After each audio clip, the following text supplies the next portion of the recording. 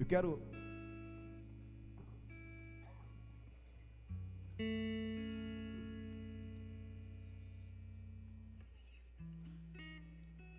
está funcionando. Guarda essa palavra a partir de hoje. Talvez você nunca ouviu esse termo: pertencimento. Pertencimento. Esta é a palavra que vai nortear a tua vida a partir de hoje. Pertencimento.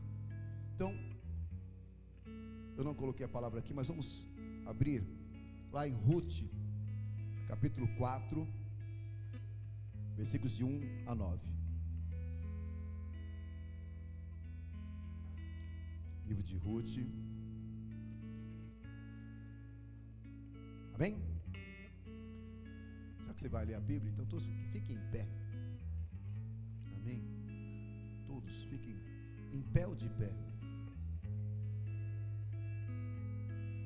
Acharam?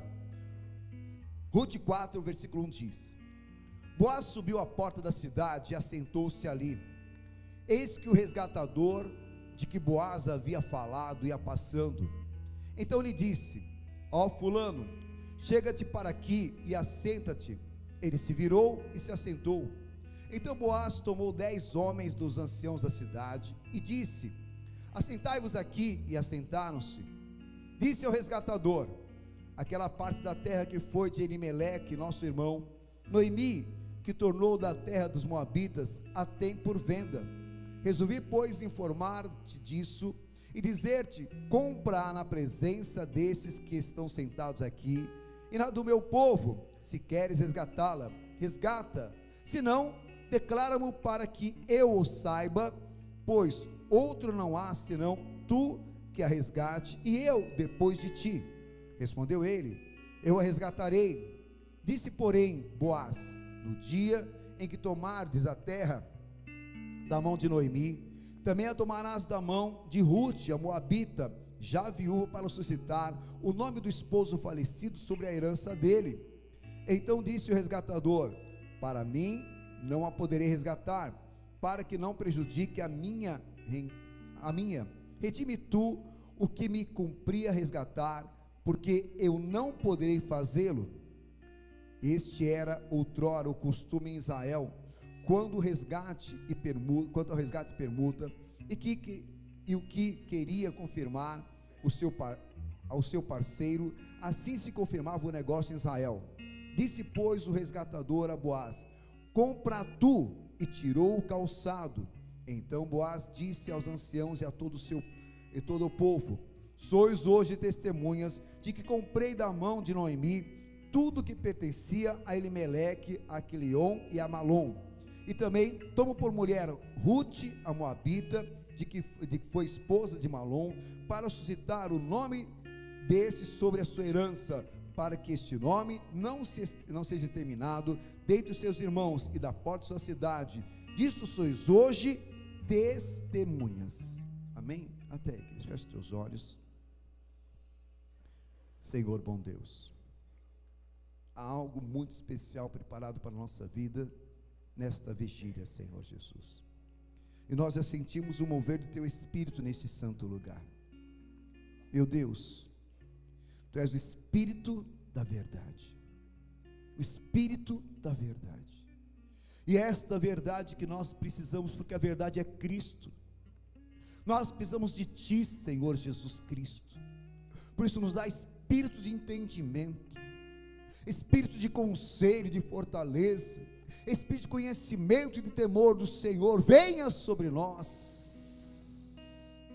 Enche-nos, Espírito Santo, com a Tua doce presença, meu Pai, e transforma o nosso ser, nos aperfeiçoa, Pai, segundo o Teu poder em nossa vida. Seja feita a Tua vontade. Reina soberano, Senhor. Eu consagro este momento a Ti. Tudo que o Senhor ministrou, meu Espírito falou ao meu coração, meu Pai, seja revelado não pela minha carne, não pela minha consciência, mas pelo Teu Espírito, Senhor Jesus, com liberdade. Permeia da mesma forma cada coração unção que aqui está, meu Pai, transforma-nos e nos leva a viver uma nova e poderosa dimensão, meu Pai, na intercessão, no ministério que o Senhor nos confiou. Eu declaro que esse momento é santo e somente o Senhor tem plena, total liberdade e autoridade, assim seja, em nome de Jesus, amém, amém, queridos, glória a Deus. Então, pode sentar, anote tudo, preste muita e muita atenção, amém? Amém, Cristo? Então, próximo foil, por favor. Então, nós passamos o ano inteiro falando de Redentor, falando de redenção, um ano onde Ruth foi uma marca em nossa vida, um livro que não fala de Jesus, mas tem tudo a ver com Jesus, e a questão toda é, o que é redenção? E nós vimos exatamente nessa passagem, que nós acabamos de ler, aquilo que representa um posicionamento espiritual de uma mulher, né, que ela aceitou uma mudança de vida, radical, ela deixou seus deuses, deixou a sua terra, deixou os seus costumes, e aceitou submeter-se ao Deus de Noemi, ao Deus de Malom, seu marido, e viveu uma transformação total e radical na sua vida, e essa transformação a levou a uma nova dimensão, de uma catadora de migalhas, para uma dona de terras, para uma proprietária, uma mulher que passou a ser respeitada, passou a ser uma mulher valorizada, e o Senhor a abençoou, dando a ela filho, dando a ela herança, para que ela pudesse ter continuidade na sua descendência, e sem saber, pudesse participar daquilo que era a descendência de Cristo, aquilo que levaria a vinda de Jesus Cristo aqui na terra. Então, nós passamos o ano falando de quê? De Redentor e de redenção. Então, a questão toda, e a pergunta é essa: o que é redenção? Então, esta pergunta, ela é muito importante, porque nós não ainda entendemos exatamente esse conceito, ou não trabalhamos esse conceito de uma forma correta, de uma forma plena, porque nós sempre olhamos redenção para aquilo que aconteceu com Noemi. Noemi teve um redentor que a salvou, que a livrou, que a abençoou, que deu a ela a honra, mas redenção vai muito além disso, porque redenção é exatamente uma lei mosaica. Anote aí, redenção é uma lei mosaica, amém? E nós vemos exatamente aqui, não está funcionando, volta, em Levíticos 25, que diz o seguinte: o que é redenção? Redenção é isso, queridos. Então vamos trabalhar bem hoje conceitos que vai transformar a tua vida. Então, o que é redenção? Redenção está definido na lei mosaica, que diz, no Levítico 25, quando teu irmão empobrecer e vender alguma parte da sua possessão, então virá o seu resgatador, que é seu parente, e resgatará o que vendeu seu irmão. Então, a redenção é um resgate. A redenção, ela é um ato de restituição daquilo que foi perdido. E é importante esse conceito, por quê? Porque a definição de redenção é o resgate de uma propriedade. Todos, é claro que eu falo, redenção é o resgate de uma propriedade, ok? Tá claro? Então, eu quero fazer um pequeno teatrinho aqui na frente, eu gosto disso. Queria chamar duas pessoas que não tem vergonha, que viesse aqui na frente, aqui no altar. Calma, um por vez, todo mundo correndo assim, fica, meu Deus, que loucura, quanta gente. Somebody home, muito bem, pode subir aqui no altar, amém? Mais uma pessoa, muito bem, tá vendo? 2 servos fiéis. Então, é muito importante, eu gosto de criar esse trabalho lúdico para fixar uma consciência de certos temas, amém? Então fala para mim o seu nome. Presbítera Vilma. Presbítera Vilma, de qual igreja? Regional Taboão da Serra. Regional Taboão da Serra, muito bem. Você é líder de intercessão? Não. Pastor Jairo, da Igreja Jardim Silveira. Pastor Jairo, da Igreja Jardim Silveira. E a presbítera Silvana, amém? Vilma, perdão, eu vou decorar, amém. Então, está aqui pastor Jairo e a presbítera Vilma. Vamos estabelecer alguns personagens. O Jairo, ele vai ser exatamente Benjamim. Vou te dar um novo nome, Jairo. Vai se chamar Benjamim. E o Jaime é milionário, trilionário. Eu tenho muita grana assim, né? Investidor, maravilhoso. Calma, já é casado, né? O Jairo está, né, nadando, não sabe nem o que fazer com tanta, nem sabe quanto ele ganha, nem sabe quanto ele tem de tanta grana que tem. E a Vilma, né, ela é uma pessoa assim ousada, né? E a Vilma vai se chamar Sara. A Vilma vai se chamar Sara. E a Sara, ela é ousada. A Sara, ela é a pessoa que gosta de fazer coisas, gosta de investir, gosta de realizar coisas. E acontece o seguinte: a Sara, ela tem um objetivo. Ela quer ganhar muito dinheiro, quer, né, dar, né, dar uma virada, viver uma coisa nova, e ela percebeu que algo vai acontecer, né? Naquela época, nós estamos na época exatamente de Abraão, de Jacó, né, da estrutura, né, a época de Ruth. Então, a Sara percebeu que se ela, né, investir no milho, na plantação do milho, ela vai ganhar muito dinheiro. Porque todo mundo está investindo no trigo, investindo em outras coisas, mas ninguém está investindo no milho. Então ela falou: opa, eu vou entrar por esse veio e vai dar certo. Só que a Sara, ela tem terra boa, tem empregados, tem equipamentos. A Sara tem tudo para fazer o milho acontecer. Só falta uma coisa: dinheiro. A Sara não tem dinheiro, né? Tem tudo, tem empregado que sabe trabalhar, ela sabe fazer tudo, conhece tudo de plantação, então ela sabe que vai dar negócio. Como a Sara não tem dinheiro, mas o Benjamim tem, adivinha onde Sara foi? Foi no Benjamim. Ela chega no Benjamim e fala: Benjamim, eu te conheço, você é uma pessoa legal, tal, olha, eu tenho um projeto maravilhoso. E a Sara começa a apresentar o projeto para o Benjamim. O Benjamim, que é muito esperto, porque não está rico à toa, né, falou: olha, Sara, teu projeto é bom para você, mas para mim, eu não quero correr risco. Então pense bem, como homem de dinheiro, falou: eu não quero correr risco, eu não vou entrar na tua, porque esse risco não é meu, é teu. E Sara falou: não, mas é projeto bom, você vai ganhar dinheiro. E o Benjamim fala o seguinte, né, é importante estar os dois aqui para você começar a entender. Olha, Sara, eu não quero ser o teu sócio, eu não quero entrar nessa jogada, mas eu te empresto dinheiro a 30%. Meu, isso é exploração. Mas quem é ousado é cabeçudo, vocês sabem disso, né? É ou não é? Está falando com você por acaso? Não, imagina, bicho, só entra em rascada. E ela pensou: bem, se ele fosse sócio, seria 50%. Como está me emprestando só 30%, estou dentro. E aí, ela aceitou, só que o Benjamim falou: opa, peraí, não é bem assim, eu não vou correr risco.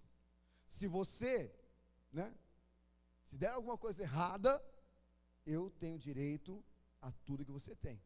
Então, eu preciso de uma fiança, eu preciso de garantia de que eu não vou correr risco. E aí, diante dos anciãos, diante de toda a estrutura, que antes não tinha cartório para fazer alvarás e documentos, né? Então, diante dos anciãos, os dois fecharam um contrato. E agora, né, ele passou o dinheiro para Sara, e a Sara vai trabalhar, né, tendo que corresponder a um compromisso. E Sara trabalhou, plantou, né, ali regou, fez tudo que era para fazer, e a chuva não veio. Não veio a chuva na época certa, que é a época do plantio. E depois, perto do tempo da colheita, onde não deveria chover, choveu torrencialmente. E ainda, né, lá em Israel não tem, mas houve uma geada. Na hora que estava nascendo, sabe quando está brotinho assim? Veio uma geada e secou os brotos. Adivinha quantos milhos deram? Nenhum. Murchou. Não deu nada. O plano e o sonho de Sara. E agora? O que ela vai falar para o Benjamim? Benjamim? Boiou, deu certo. Dá para falar isso para ele? Quem acha que dá para falar? Você entende, né, Benjamim? Não deu certo. Ela poderia falar isso? Não. Em compensação, o que o Benjamim vai falar para Sara? O que o Benjamim vai falar para Sara? Eu não corri risco. Eu não corri risco. Agora, eu quero ser ressarcido. E segundo a lei mosaica, até o Senhor nos ensina, que nós não devemos dever nada para ninguém. Então, todo o terreno da Sara, os empregados da Sara, os equipamentos da Sara, agora passa a ser do Benjamim. Se tudo isso que ele agora passa a ter direito, é dele, não for suficiente em relação à dívida que a Sara tem, também a Sara e toda a sua família passam a ser o quê? Escravos do Benjamim. Esta era a lei. Então, a escravidão, ela passava a ser uma condição de pagamento de dívida. Pagamento de dívida para que pudesse ser ressarcido aquele valor. Abra comigo, queridos, lá em 2 Reis, que tem exatamente esta referência. Acho que eu já passei, né? Deixa eu ver se eu acho aqui. Para você entender como isso era uma lei natural. 2 Reis, no capítulo, deixa eu ver se eu acho aqui, só um minutinho.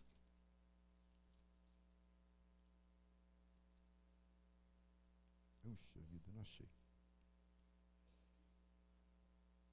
Não achei.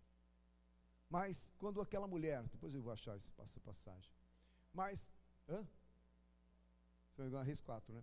Uma mulher, ela chega para Eliseu e fala: olha, o meu marido era um profeta, era servo teu, e ele morreu. E agora a minha dívida acumulou, e estão vindo os cobradores, credores, para levar os meus 2 filhos como escravos. Então é muito importante entender isso. Uma dívida gera escravidão. Repita como fala. Uma dívida gera escravidão. Então agora, Sara, você é escrava do Benjamim. Vai ter que trabalhar para o Benjamim. O Benjamim não dá moleza, não.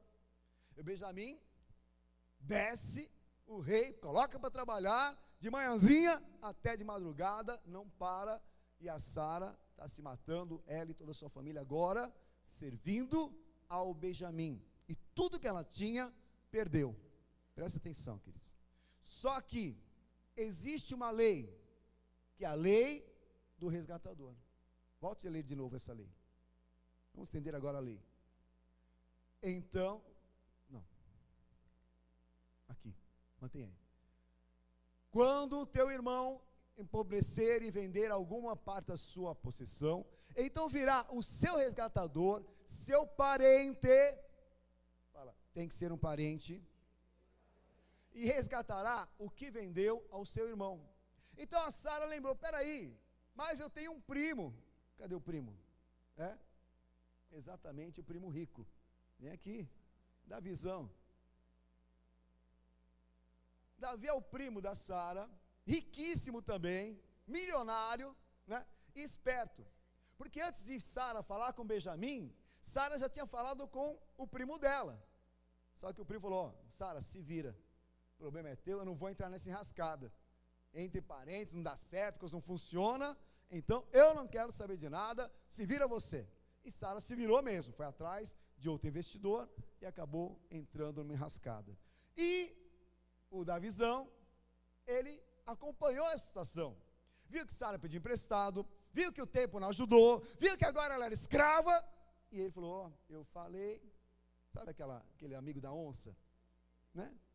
Alguém tem algum amigo desse jeito? Eu disse, eu sabia que ia acontecer, tá vendo? Não me deu ouvidos, olha o que aconteceu. E agora? Né? Agora, esse parente dela fica assistindo. Mas depois de algum tempo, uns 2 anos, né? Ele começa a se condoer, porque a lei mosaica, ela tinha 3 condições para a pessoa ser ressarcida. A primeira, se a própria pessoa, ela conseguisse recuperar e ter uma condição própria de pagar a dívida. Não tinha. A segunda, era exatamente a questão daquilo que representava o tempo de vencimento profético, que era exatamente 50 anos. Depois de 50 anos, todos deveriam deixar de ser escravos. Mas esta lei, esse quinquênio aí, tinha passado já e ela tem que esperar mais 40 anos. A Sara está com 60, mais 40, 100, melhor não esperar. Então, se não tem condições, qual é a terceira opção? O primo rico. Só que o primo rico tem que ter o desejo de resgatar a Sara. Guarde bem isso. Passou um tempo, ele esperou Sara pagar um preço, se escravizar, pagar, né, alto o que ela estava fazendo, e aí ele se condoeu. E aí ele deseja salvar a Sara, vai até o Benjamim. Guarde isso, queridos, que eu estou falando, isso é importante para eu desenrolar depois da palavra. O Davizão vai até o Benjamim e fala: olha, eu quero resgatar as propriedades de Sara. Tá bom, então o preço é tanto mais 30%, valor altíssimo. E fala: eu pago. Então ele vai lá e paga o valor. Ao pagar o valor, as propriedades de Sara, os empregados de Sara, os bens de Sara, para onde vão? Aí que está o grande engano. Muitos pensavam que voltava para Sara. Não. Quem comprou foi o Davi. Então agora, o Davi é proprietário da terra, o Davi é proprietário dos empregados, o Davi é proprietário dos bens, e Sara está livre. Sara está na boa, se livrou da encrenca. Foi isso? Foi isso? Não. Sara continuou sendo escrava. Só que agora não mais devendo nada para Benjamim. Mas agora Sara passou a ser escrava do próprio primo. Serviçal do próprio primo. Então você fala: mas que lei é essa? Que vantagem é essa? Só mudou de dono? Saiu desse senhorio e passou agora para outro senhorio? E ainda pior, você via parente, querido? Alguém já trabalhou com parente aqui? Alguém já teve parente como sócio? Já, né? Uma experiência maravilhosa, não é? Isso é bom para intercessão. Isso é bom para oração. Ter parente como sócio é bom para oração, é maravilhoso, né? Então, agora, mas que lei é essa que não mudou nada? Deus estabelece uma lei em que só muda o dono? Não. Por que o Senhor falou exatamente disso daqui, ó? Seu parente seria o resgatador. Por quê? Porque exatamente por questões de família, a questão da escravidão, ela seria tocada por um sentimento. É diferente de ser escravizada por alguém que ela não conhece, aonde a exploração seria plena, mas a relação família, ela nesse momento seria manifesta e a misericórdia seria derramada, liberando a vida de Sara, talvez não de escravidão completa, menor, ou até a própria libertação. Então, esta lei do resgatador, ela tem no conceito do seu parente a questão da misericórdia. A questão exatamente da valorização daquela pessoa, para que ela não se tornasse escrava na sua intensidade, mas pudesse ser liberada e assim ter uma vida plena daquilo que realmente Deus permitiu para a vida dela. Vamos dar uma salva de palmas pelos nossos atores. Muito bom, agradeço. Foi demais. O que vocês fizeram aqui em cima foi algo muito forte, muito importante. Demais, demais, demais. Vocês perceberam, né, a atuação deles? Coisa assim, fora do normal. Amém? Próximo. Agora, o que aconteceu nesse livro de Ruth? Ele é uma representação clara da obra de Cristo em nossa vida. Porque para que o valor do resgate, para que o conceito do resgate pudesse ser pleno, tinha que ser o quê? Um parente. Vai lá comigo em Filipenses, capítulo 2, a partir do versículo 5. Filipenses 2:5. O Senhor diz o que nessa passagem? Vamos ler? Acharam aí?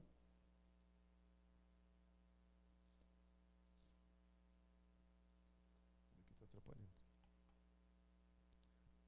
Amém? Filipenses 2:5 diz: tende em vós o mesmo sentimento que houve em Cristo Jesus, pois ele, subsistindo em forma de Deus, não julgou como usurpação ser igual a Deus, antes a si mesmo se humilhou, se esvaziou, assumindo o quê? A forma de servo, tornando semelhança de homens, e reconhecido em figura humana. Então Cristo, que é Deus, veio e se tornou um ser humano, como eu, como você, se aparentando conosco. Esta é a chave de tudo aquilo que é a redenção, que Ele realizou sobre a nossa vida. Por quê? Porque através dessa redenção, nós podemos viver uma grande vitória. Lá em Efésios, capítulo 1, versículo 7, Efésios 1:7, o Senhor diz: em quem temos a redenção pelo seu sangue, a remissão das ofensas, segundo a riqueza da sua graça. Então, o Senhor se aparentou conosco e nos deu exatamente esta marca, porque aqui em Efésios 1:7 diz que Jesus, pelo seu sangue, nos trouxe a redenção. Então, o que realmente representa essa vitória? Lá em 2 Pedro, no capítulo 2, versículo 19, diz: porque de quem alguém é vencido, do tal faz também servo. Então, qual é a condição em que o homem estava? A condição é que nós éramos pecadores. E o que representa a palavra pecado? Representa a palavra erro, desviado, aquele que agora foi comprado pelo diabo. Então nós éramos escravos de Satanás e seus demônios, e a partir dessa escravidão, nós não conseguimos ver nada a não ser uma servidão total, cujo cume seria a morte eterna. Então, para que o Senhor pudesse nos resgatar, Ele veio e se tornou homem, veio para se aparentar conosco, para quebrar o que? Esse jugo de escravidão que todos nós estávamos. E como escravos, o que aconteceria? Né? Como escravo, nós fomos, por ser derrotado, nos tornamos escravos, e um escravo não consegue libertar outro escravo. Fala, um escravo não consegue libertar outro escravo. E é por isso que Jesus nasceu de uma virgem por geração do Espírito Santo, para que exatamente a semente do pecado não introjetasse nele, não tivesse poder sobre ele, e a partir daí, ele tivesse o direito, pela santidade que viveu, de poder verdadeiramente nos resgatar, pelo sangue derramado naquela cruz. Amém? Então, preste atenção ainda no que a palavra do Senhor nos ensina. Lá em Colossenses capítulo 1, versículo 13 diz: o qual nos tirou da potestade das trevas. Então, o Senhor Jesus, Ele foi ao Hades, e ali venceu o inimigo, derrotando, nos tirando exatamente isso, o conceito de autoridade que o inimigo tinha contra a nossa vida. Então, de quem era dono da nossa vida?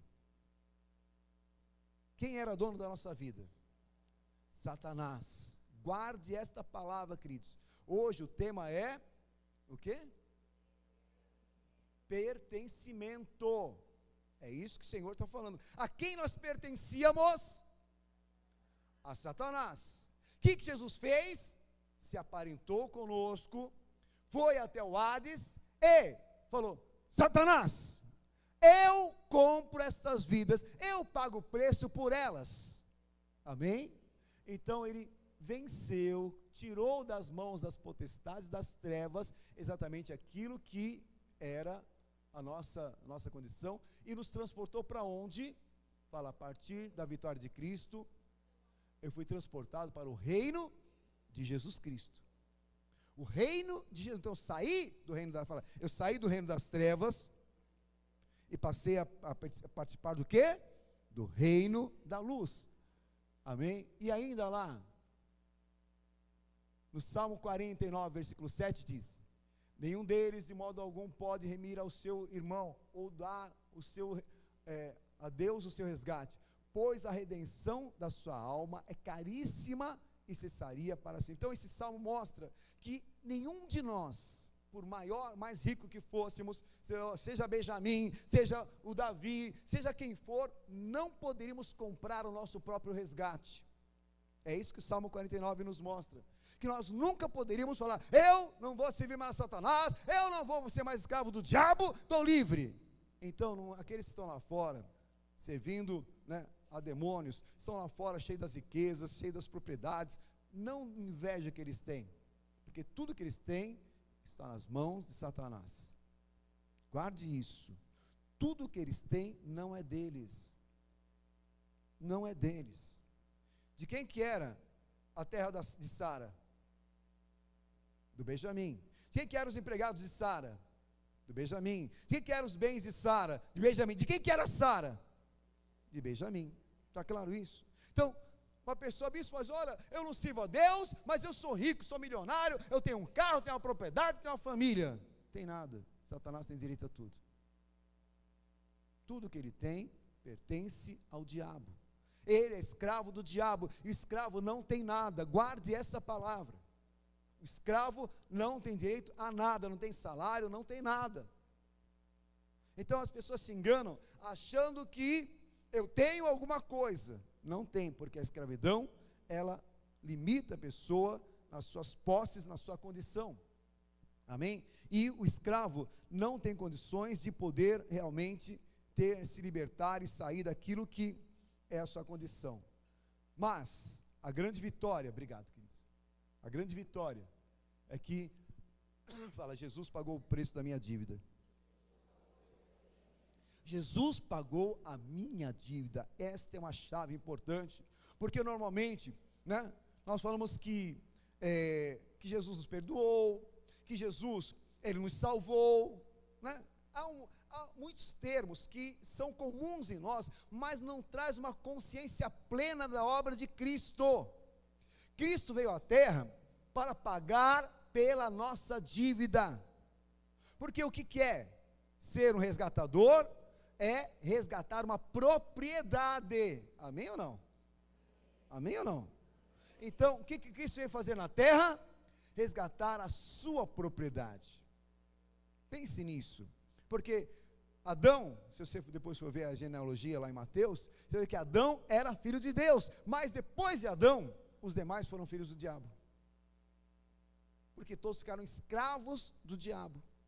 Depois de Adão, os próprios seus filhos e os demais, todos ficaram escravos do diabo. Então o que Jesus veio fazer? Resgatar a sua filiação, resgatar a condição de cada um de nós. Vá comigo agora no Evangelho de João. Todos abrem o Evangelho de João, capítulo 1, versículos de 10 em diante, 10 a 12, 10 a 13.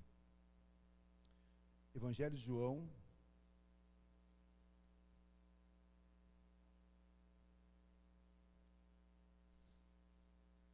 capítulo 1, diz: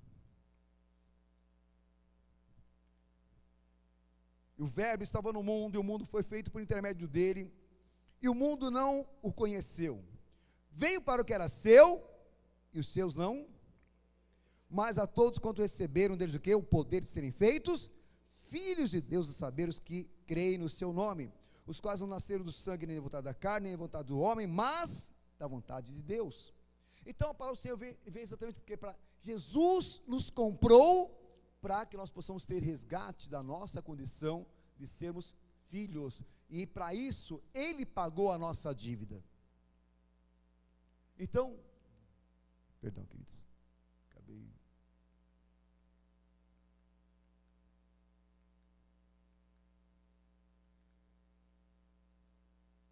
Lá em Colossenses capítulo 2, versículo 14 diz: havendo riscado a cédula que era contra nós nas suas ordenanças, a qual de alguma maneira nos era contrária, e a atirou no meio de nós, cravando-a na cruz. Amém? E despojando os principados e potestades, os expôs publicamente, e deles triunfou em si mesmo. Então há dois segredos aqui. Aquilo que era a minha cédula de dívida, a tua cédula de dívida, foi completamente anulada. Benjamim tinha direito sobre Sara, ok? Benjamim podia escravizar, fazer o que quisesse com Sara, levando ela a uma condição, né, terrível de vida. Agora veio Davi, falou: eu compro os direitos sobre Sara. Aquilo que era o direito de Davi foi anulado completamente. É muito importante você guardar isso. Então aquilo que Satanás tinha direito sobre Sara foi anulado. Eu estou falando de você. O que Satanás tinha direito na tua vida foi... Vou falar de novo, você não entendeu. O direito que Satanás tinha sobre a tua vida foi... Porque você ainda está sofrendo. Porque você ainda está deixando o inimigo ter direito sobre você. Porque ainda Satanás te oprime, te usa, te coloca lá embaixo. Por quê? Se Jesus pagou o preço e tirou você das mãos de Satanás. É uma pergunta para você fazer a partir de agora e refletir bem, porque uma obra foi feita e consumada na cruz. Fala: minha salvação e o meu resgate foi consumado na cruz. Então abra a tua consciência. Abra a tua consciência. Você não deve mais nada para o diabo. Fala isso para a pessoa do teu lado. Fala isso para a pessoa do teu lado. Fala: você não deve mais nada para o diabo. E o diabo não tem mais poder sobre a tua vida. O que Benjamim poderia requerer mais de Sara? Olha, você agora vai me servir. Não, na verdade, olha, Sara, nada. Sara não pertencia mais a Benjamim. Fala: eu não pertenço mais ao diabo. Vá comigo lá em Efésios capítulo 2. Preste atenção, que nem começamos ainda. Efésios capítulo 2.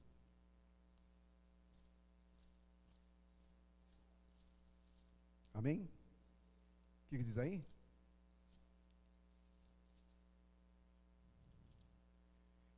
E ele vos deu vida, estando vós mortos, escravos, pelos vossos delitos e pecados, nos quais andaste outrora, segundo o curso desse mundo, segundo o príncipe da potestade do ar, e do espírito que agora atua nos filhos da desobediência, entre os quais também todos nós andávamos outrora, segundo a inclinação da nossa carne, fazendo a vontade da carne e dos pensamentos, e éramos por natureza filhos da ira, escravos, como também o demais. Mas Deus, o que tem aí? Sendo rico em misericórdia, por causa do grande amor com que nos amou, e estando nós mortos em nossos delitos, nos deu vida, juntamente por Cristo, pela graça, sois salvos. Então é importante entender, queridos, Cristo pagou um preço, Ele não te cobrou nada, e foi lá e te resgatou,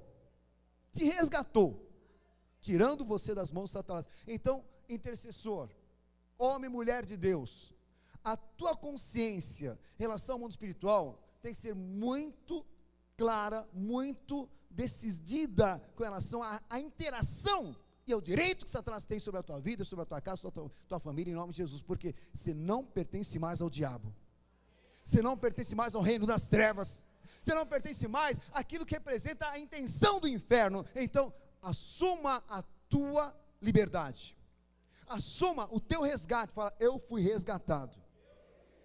Amém? E esta obra é muito importante.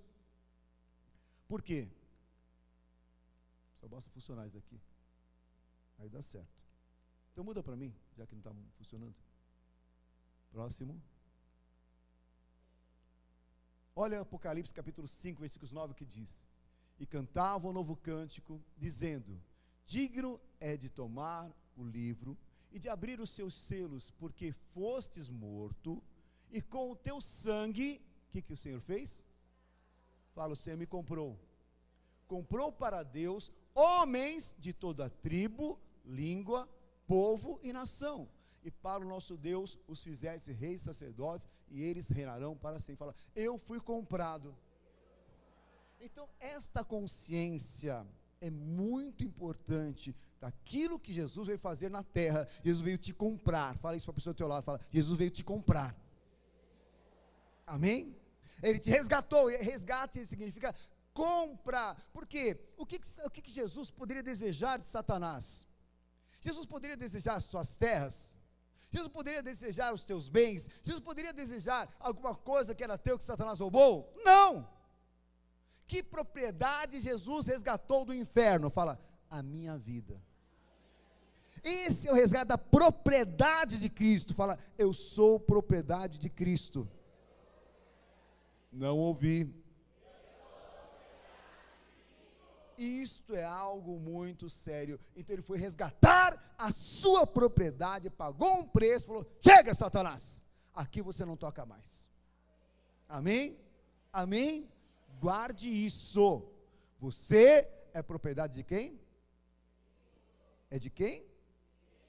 Então a redenção, queridos, ela é um ato de compra, onde a propriedade perdida de Deus é reavida. Amém?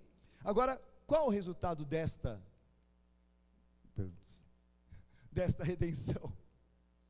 Estou brigando aqui, queridos. Qual o resultado dessa redenção? Então, tá bom, Cristo te comprou, pagou um preço alto. Qual o resultado disso? Para que ele fez isso? Já parou para pensar nisso? Então, comece a pensar. 1 Pedro capítulo 2, versículo 9. Mas vós sois a geração eleita, sacerdócio real, a nação santa, o povo de não ouvir. Coloca na primeira pessoa. Fala, eu sou. Para, queridos. Bonito texto, maravilhoso texto, mas nós temos que, como intercessores, refletir na realidade apostólica, na realidade espiritual. Vamos pegar o caso de Sara, Benjamim e Davi. Cadê Davi? Foi arrebatado? Não, porque eu estou aqui. Senhor. Foi pegar o dinheirinho, né? Ele foi ver o... Então, a partir do momento em que Sara não pertencia mais a Davi, Sara passou a pertencer a quem? Não pertencia mais a Benjamim, passou a pertencer a Davi. E ela, que era escrava de Benjamim, passou a ser o quê? Escrava de Davi. Opa, pare para pensar. Sara era escrava de Benjamim. Benjamim explorava Sara. Agora, Davi comprou os direitos dela. Davi comprou a propriedade dela. Ela passou a ser o quê? Escrava de Davi. Escrava de Davi. Quando alguém fala que você é um servo de Deus, sabe o que é a palavra servo? Servo é escravo, é serviçal. Olha, ali vai um grande servo de Deus. Traduzindo, ali vai grão escravo de Deus. Parou para pensar nisso? Não. Então comece a pensar. Quem é que é servo de Deus? Eu sou. Espera aí, vamos parar, continuar pensando nisso? Que direito tem um escravo? Que direito tem um escravo? Você agora é escravo de Deus. Ele não comprou você? Ele pagou um preço pela tua vida? A quem você pertence? Você acabou de falar, eu pertenço a Cristo. Declarou isso ou não? Isso é verdade na tua vida ou não? Que direito você tem? Por que vocês abaixam a voz nesse momento? Por que você... Por que você murchou? Por que a tua mente agora começou a ter uma confusão? Isso, eu não estou entendendo onde você quer chegar. Porque você percebeu que a coisa é diferente. Você está começando a perceber que não é bem a fantasia que se pinta. Há uma realidade espiritual que foi estabelecida e nós temos que conhecer muito bem para que a nossa intercessão funcione, para que a nossa oração funcione. Porque senão eu vou clamar e vou começar a achar que eu tenho direitos, que eu tenho deveres, que eu tenho isso, deveres tem. Eu tenho um monte de coisas, alguns privilégios que não são reais. E aí que está o grande roubo. Não são reais. Que privilégio Sara tinha agora com Davi? Fala em alto, querido, não ouvi. Não ouvi. O que mudou para Sara? Nada. Nada. A não ser que agora Davi fosse misericordioso. Mas o que muda isso? Então, queridos, entenda, quando nós falamos que nós somos povo de propriedade exclusiva de Deus, qual é o tema da palavra? Qual é o tema da palavra? Pertencimento. A quem você pertence? Mas cuidado para não fazer disso uma filosofia. Cuidado para não fazer disso um tema fora de sentido. Eu pertenço a Deus, eu sirvo a Deus, eu sou propriedade exclusiva de Deus.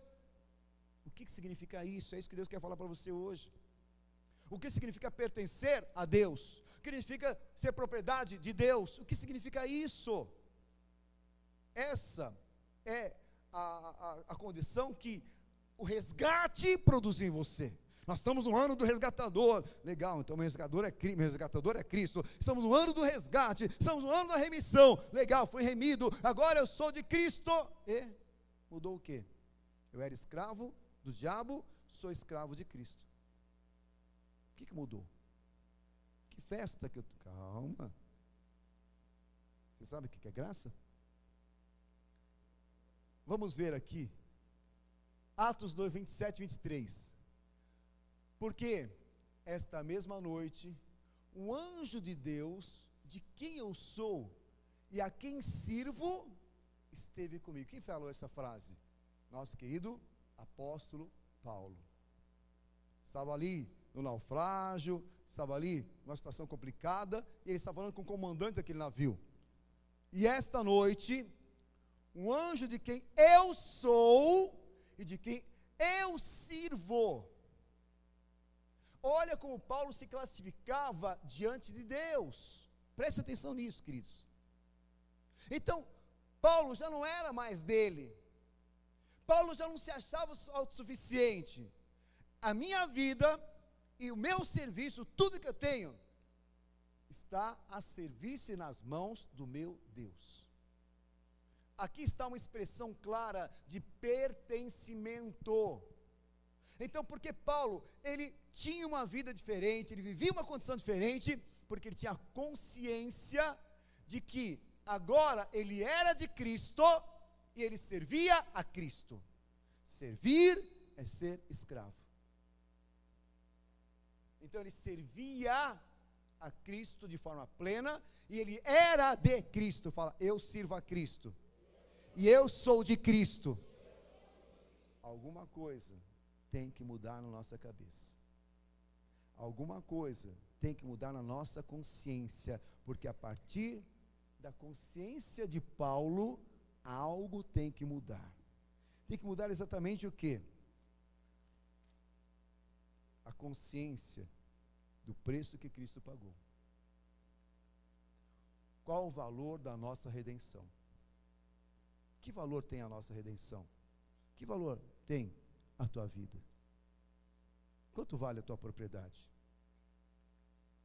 1 Pedro 1, 18 a 19 diz: sabendo que não foi com coisas corruptíveis, navio, dinheiro, iate, ouro, prata, com prata, ouro, que fossem resgatados da vossa vã maneira de viver, que por tradição recebestes dos vossos pais, mas com precioso sangue de Cristo, como de um cordeiro imaculado e incontaminado. Então a tua vida vale exatamente o preço de Cristo. Mas bispo, eu sei disso.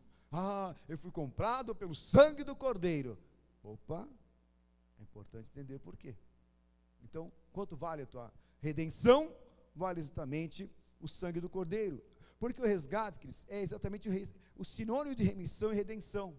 Então, quando aqui fala, nós somos resgatados, a palavra resgate representa remissão, representa exatamente redenção, amém? E nós vamos entender que as pessoas têm dificuldade de entender isso, daquilo que representa esse produto e esta obra de Cristo em nossa vida, amém? Então vamos andar um pouquinho mais para entender o valor da nossa propriedade.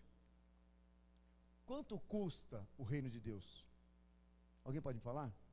Quanto custa o reino de Deus? Calma, todo mundo falando assim. Quanto custa?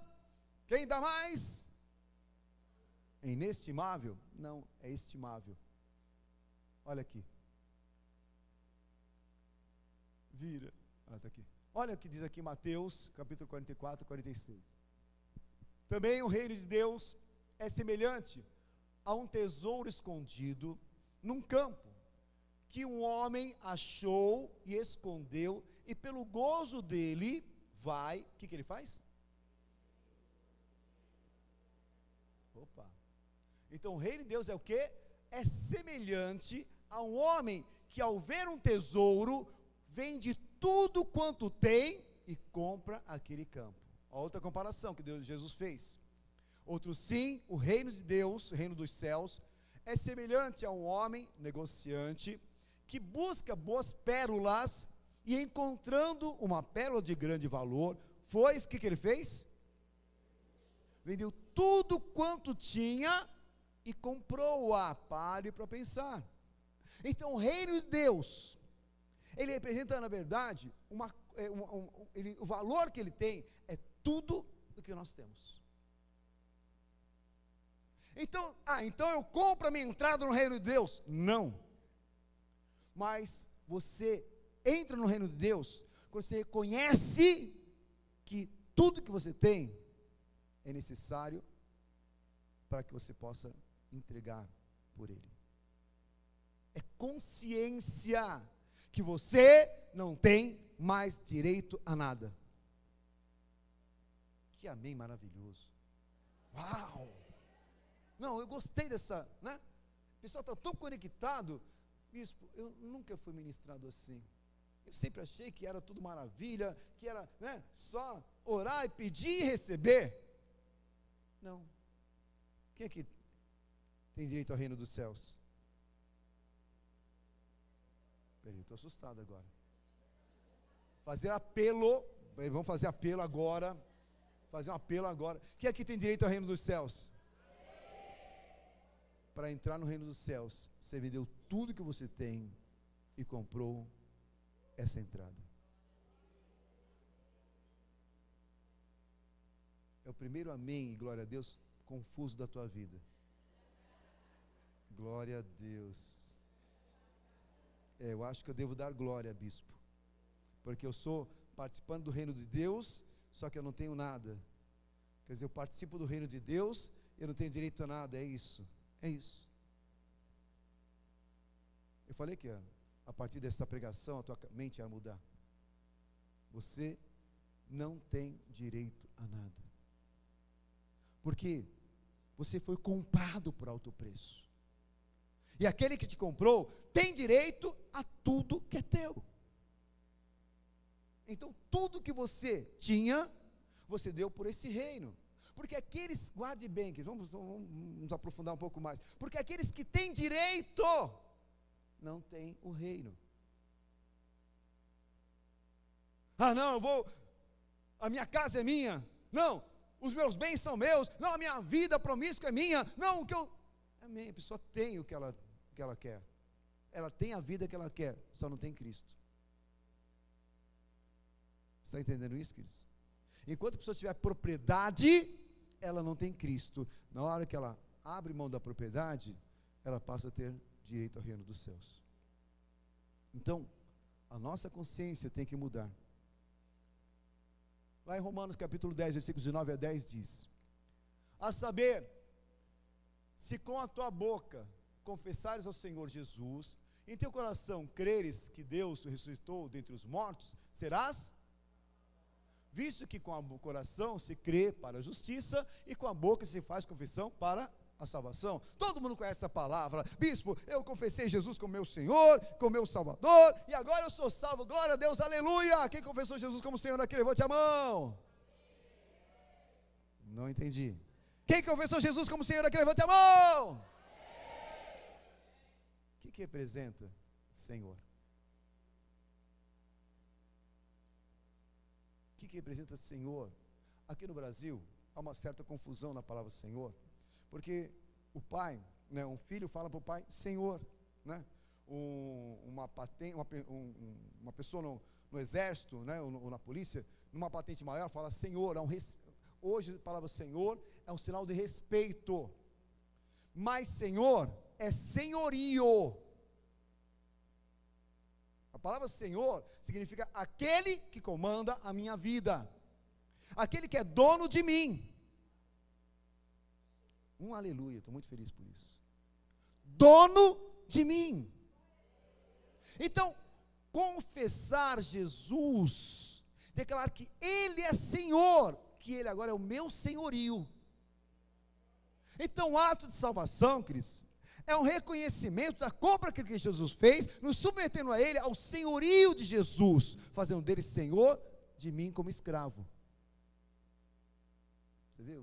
O amém para imediatamente. Cada vez que essa palavra, eu estou chocando vocês mesmo, porque esse é o objetivo desse momento, é chocar vocês. Porque, eu sou filho de Deus, eu sou servo de Deus, o Senhor Jesus é o meu Senhor, sim. Vamos traduzir, servo é escravo, senhorio é escravo. Você sim falou a mesma coisa, só não tinha essa compreensão. Você sempre falou a mesma coisa, e agora que está sendo revelado o que é, você está assustado. Não, bispo, vamos mudar essa história, vamos parar esse culto agora, vamos mudar de assunto. Não estou gostando, bispo, não está batendo. Eu sou apostólico, eu também sou, e olha como eu sou, viu? Se tem alguém apostólico aqui, sou eu, amém? Mas tem alguém que quer que a intercessão entenda a palavra e aprenda a palavra para orar corretamente, também sou eu. Porque Deus quer trazer a você consciência espiritual da obra que Cristo fez, para que quando você orar, tenha efeito no mundo espiritual, para que quando você agir, tenha efeito no mundo espiritual. Porque senão é uma fantasia. Meu Senhor, meu Salvador, meu resgatador, eu sou servo. E como é que está a tua vida? Opa, está na hora de despertar, está na hora de acordar.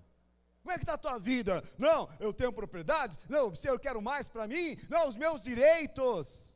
Um escravo pedindo direitos? Um escravo pedindo direitos, queridos? Pare para pensar nisso. Que direito nós temos em Cristo? Vamos continuar? Quer continuar ou não? A gente para por aqui. Continua? Estou achando que está interessante. Amém? Então, Romanos 10 fala exatamente isso, de 9 a 10, né? Que a ressurreição é o ápice da redenção. Guarde isso, fala ressurreição é o ápice da redenção. E a nossa boca declara que temos um Senhor, temos um senhorio. É um reconhecimento de escravidão. Guarde isso.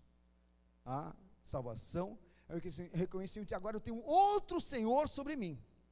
Um outro Senhor que domina a minha vida e tudo que eu tenho. Portanto, a verdade é que a declaração, ela assume, eu passo a assumir uma nova condição sobre a minha vida. Amém? Está claro isso? Então vamos ver aqui o que diz em Romanos 8,15. Porque não recebeste espírito de escravidão, para outra vez estardes em temor, mas recebeste o quê? Então o Senhor se aparentou conosco. Olha as boas notícias aí. E Ele é um Deus misericordioso.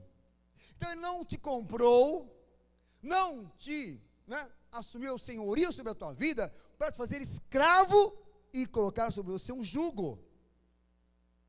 Mas Ele estabelece o quê? Um processo de adoção de filhos. Então o amor de Cristo, a misericórdia de Cristo, é aquilo que é a condição que Cristo estabelece sobre a tua vida, não é a condição de escravo para exploração, mas uma condição de adoção como filhos. Amém?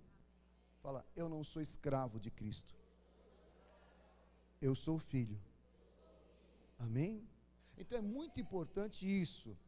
Amém? Você está contente com isso? Mas algumas coisas não mudaram. Só está apreensivo. Algumas coisas, você passou a ter a misericórdia de Deus sobre a tua vida. Você passou a ter misericórdia do Senhor, por quê? Vamos olhar aqui, ó. Fala, eu não recebi o espírito de escravidão, para andar em temor, mas recebi o quê? O espírito de adoção de filhos, pelo qual clamamos, posso chamar o meu Deus de Pai. Amém? Isso é muito importante. Então, não vamos chamar apenas de Senhor, mas chamar Ele de Pai. Então, se eu vou chamar de Pai, olha o que diz aqui em Romanos 8, 14 e 17. Porque todos os que são guiados pelo Espírito de Deus, esses são o quê? E o mesmo Espírito testifica com o nosso Espírito que somos filhos de Deus. E se nós somos filhos, somos também herdeiros, e também, somos herdeiros também, herdeiros de Deus e co-herdeiros com Cristo, se com Ele padecemos, para que também com Ele sejamos glorificados. Então agora, queridos, o Senhor te faz participante de uma nova condição. Ele te trouxe do mundo das trevas para a sua maravilhosa luz. E esta condição, ela estabelece o quê? Uma condição de honra na tua vida. Por quê? Muda.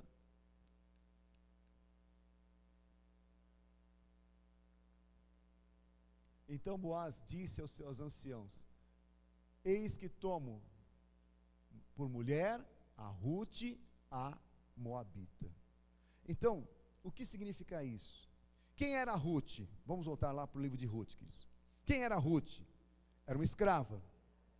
Amém? O que Boaz fez? Comprou Rute.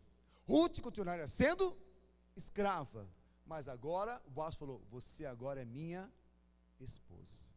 Uma nova condição foi dada para ela. Não mais uma condição de exploração, não mais uma condição de você agora vai ter que me servir, vai ter que trabalhar para mim, mas agora você faz parte da minha família. Fala, eu faço parte da família do meu Senhor. Eu faço parte da família de Cristo. Amém? Então, pertencimento é algo muito sério, porque você pertence a Cristo, mas Cristo te fez filho e fez você herdeiro e co-herdeiro de toda a sorte de bens espirituais. Isso é uma condição da misericórdia do Senhor sobre a tua vida. Amém? Só que não para por aí. Vamos agora em 1 Coríntios capítulo 6, versículo 10. Capítulo 6, versículo 18.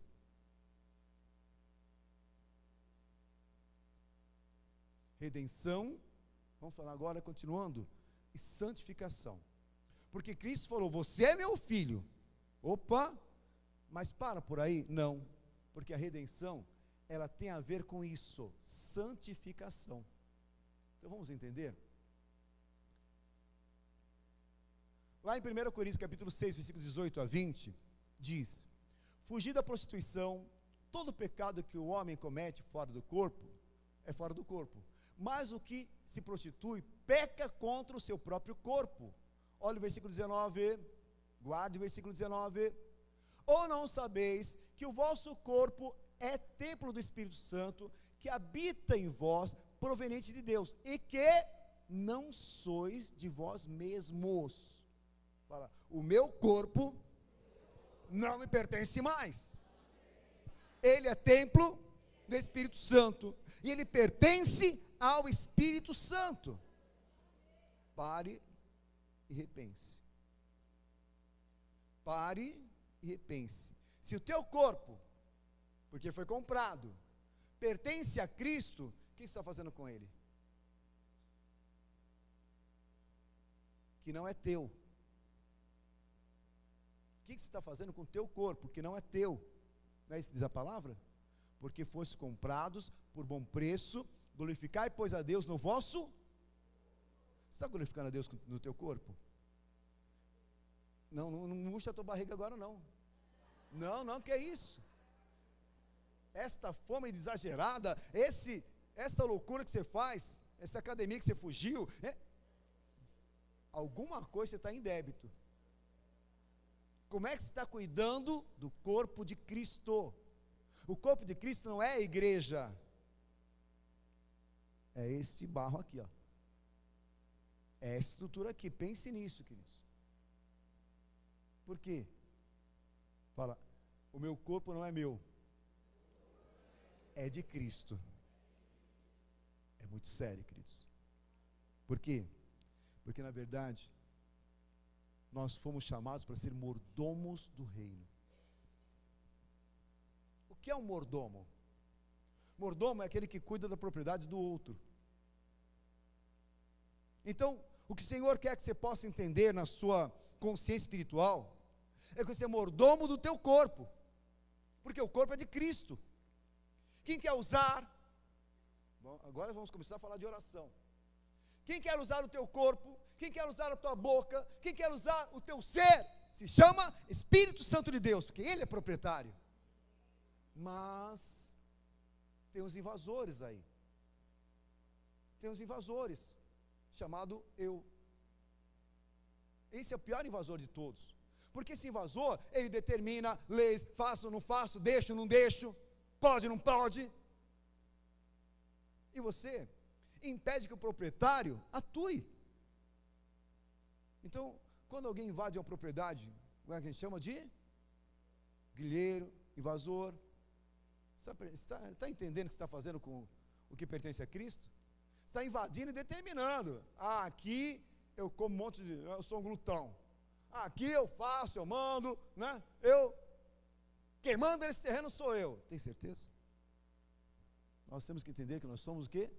Mordomo do reino. Mordomo do nosso corpo. Fala a partir de hoje. Eu vou administrar melhor o templo de Cristo. Cuide da tua vida. Cuide do teu corpo. Zele pelo teu corpo. Tire a sujeira do teu corpo. Bispo, mas eu penso um monte de besteira, manda para o abismo. Mas bispo, eu faço um monte de besteira, mando para o abismo. Mas não é teu. Não é teu. Você está administrando esse corpo que é de Cristo. E o que Cristo quer? Se manifestar. Fala, não vivo eu, mas Cristo vive em mim. Está entendendo a palavra de Paulo? Paulo era consciente. Não sou eu. Quem comanda aqui é Cristo. Comece a falar isso para você mesmo. Deixa Deus comandar o que é dele. Deixa o Espírito Santo comandar o que é dele. É amém, né? Amém agora, né? Amém agora. Aquela pizza oleosa, aquela batata frita gordurosa, né? Aquele hambúrguer de minhoca. Fala, Jeová. Deixa para lá. Fala, eu sou mordomo. Está claro isso, queridos? Então, ser um mordomo de Cristo é muito... Por quê? Porque o preço que foi pago foi muito alto. O preço da redenção, olha aqui Romanos 8,32.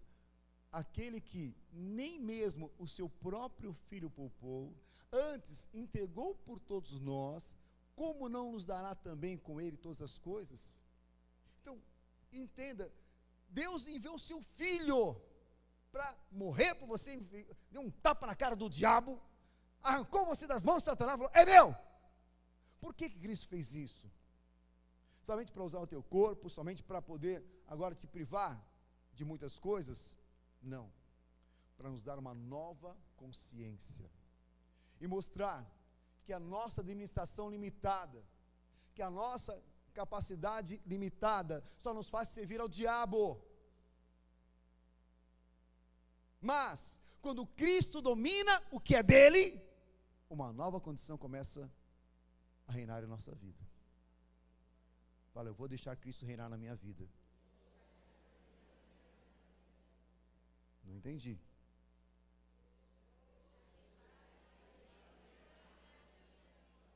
Então, Aprenda essa palavra aqui, ó. Romanos 12, 1. Vamos ler todos juntos?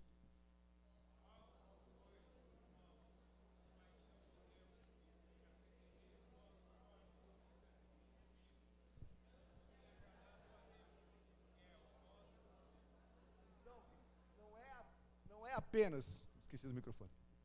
Não é apenas orar. Não é a tua oração que vai te fazer alcançar o reino dos céus, ou ser uma pessoa bem-sucedida, ser a pessoa... Não, é o teu trato com aquilo que é o templo do Senhor. Existe a palavra lá em Eclesiastes, que eu acabei não trazendo, mas ela diz que você pode encurtar a tua vida. Você é o responsável por encurtar a tua vida, sabia disso? Deus quer nos dar longevidade, mas nós encurtamos a nossa vida. Por exemplo, Elias encurtou a vida dele, pediu a morte. O projeto de Deus era maior. Queria fazer de Elias um grande profeta, fazer uma grande obra, porque Elias agora tinha dons, tinha poder. Mas ele falou: chega, eu quero a morte. Tá bom, Elias, eu vou te resgatar. Mas já levanta o teu sucessor, vai ungir Azael, vai ungir, né? Então, Deus deu as tarefas finais, porque agora a vida dele foi cortada. Então pense nisso. Nas tuas mãos está o direito de ter longevidade. Você permite isso? Está preocupado com isso? Ou daqui a pouco Deus já tem que tirar porque não dê mais jeito, não dá nem para administrar mais o teu corpo. Então é muito importante entender o poder que é na nossa vida, na nossa apresentação do quê? Do nosso corpo em sacrifício vivo, santo e agradável ao Deus. Porque isso é um culto de adoração ao Senhor. Um culto que nos dá a capacidade de viver a plenitude de Deus em nossa vida. Quem quer viver a plenitude do Senhor na nossa vida aqui? Fala: no mundo tereis aflições, mas tem de bom ânimo, porque Deus venceu. Então Deus venceu o mundo para nos dar o que? Vida, e vida em... Que vida que você tem direito? A uma vida abundante. Porque não é mais a tua vida segundo a tua consciência. É isso que Deus quer falar hoje. Pertencimento significa que você pertence a Cristo, e quem precisa dirigir a tua vida é Cristo. Quem precisa orientar a tua vida é Cristo, através do seu Santo Espírito, para que você viva a vida abundante que Ele tem para você. Então, larga a mão desse controle que você tem hoje. Larga a mão desse autocontrole. Não, eu faço, eu sou. Opa, onde eu estou chegando? O que eu estou fazendo? É muito simples, querido, saber o que você está fazendo com o teu corpo. Fica peladão, olha no espelho, se você conseguir. Tem pessoas que não conseguem nem olhar no espelho, por quê? Está fazendo muita besteira com o corpo. Amém? Fala: um preço foi pago pela minha vida, e a partir de hoje eu vou valorizar a obra que Cristo tem para fazer em mim. Agora, não para só no teu corpo a questão do pertencimento. Já percebeu que o teu corpo pertence a você? Teu corpo pertence a você? O que você é do teu corpo? Mordomo. Como é que você vai cuidar do teu corpo? Com excelência. Agora, para por aí o pertencimento? Não. Olha que interessante. As finanças também têm a ver com a redenção. Fala: as minhas finanças têm a ver com a redenção. Então, cuidar das finanças também é celebrar a redenção. Por quê? Por que isso? Oh, meu Deus. Lá em Mateus 22, 21 diz: disse-lhe eles, de César, disse-lhe eles, dê a César, de César. Então ele disse, perguntaram que moeda era aquela, falou: de César. Então Jesus falou: dai, pois, a César, e dei a Deus. Opa, espera aí. Dê a Deus o que é de Deus.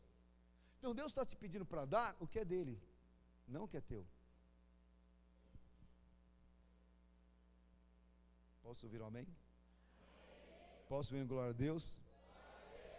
Isso tem a ver com as suas finanças. Dê a Deus o que é dele. Amém? Olha a questão do pertencimento aí também. Então ele estava dizendo que algo que não nos é direito pertence a Deus. Então, por isso que lá em Malaquias, uma palavra que ninguém gosta de ler, diz o seguinte: o que o homem pode roubar a Deus? A resposta está aqui. Malaquias 3:8. Roubará o homem a Deus?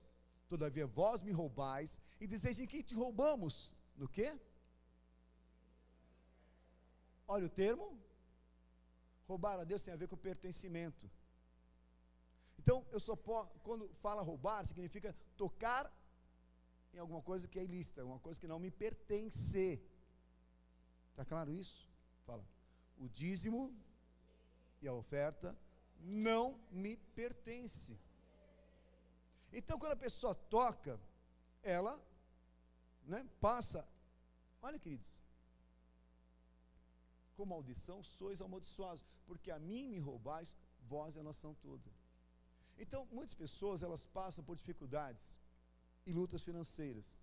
Algumas pode ser prova, mas outras é por desgraça, porque a pessoa, ela não dá o dízimo, ela não entrega o dízimo, ela não consegue o dízimo e não dá a Deus o que é de Deus. E ao não dar, o que acontece? A pessoa não prospera, a pessoa não consegue crescer, a pessoa não vive a vida financeira abundante. Por quê? Porque está tocando, se alimentando, usurpando o que não é dele. Só que isso vai mais longe. Por que o dízimo? Já parou para pensar nisso? Por que Deus pede 10%? Alguém já parou para pensar nisso? Não? Então vamos pensar nisso juntos? Vamos entender isso juntos? Gênesis, vamos ler comigo lá. Então vamos conhecer a história de José, né? Gênesis 47, vamos comigo lá, Gênesis 47, vamos lá comigo rapidinho. Hoje a vigília vai até às 10 horas da manhã, né? Tá interessante, né? Gênesis 47, fica depois de Gênesis 46. Acharam aí? Então, que horas são?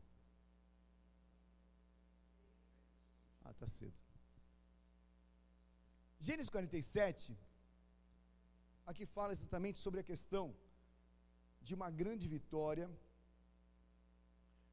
a partir do versículo 13 em diante.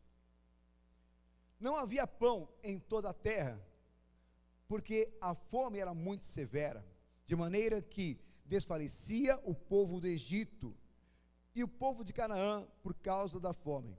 Então José arrecadou todo o dinheiro que se achava na terra do Egito e na terra de Canaã, pelo cereal que compravam, e o recolheu à casa de Faraó. Então, se acabando, pois, o dinheiro da terra do Egito e na terra de Canaã, foram todos os egípcios a José e disseram: dai-nos pão, porque haveremos de morrer em tua presença, porquanto dinheiro nos falta. Respondeu José: se for falta de dinheiro, trazei o vosso gado, em troca do vosso gado, eu vos suprirei. Então trouxeram o seu gado a José, e José lhes deu pão em troca de cavalos, de rebanho, de gado, de jumentos, e os sustentou de pão aquele ano em troca do seu gado.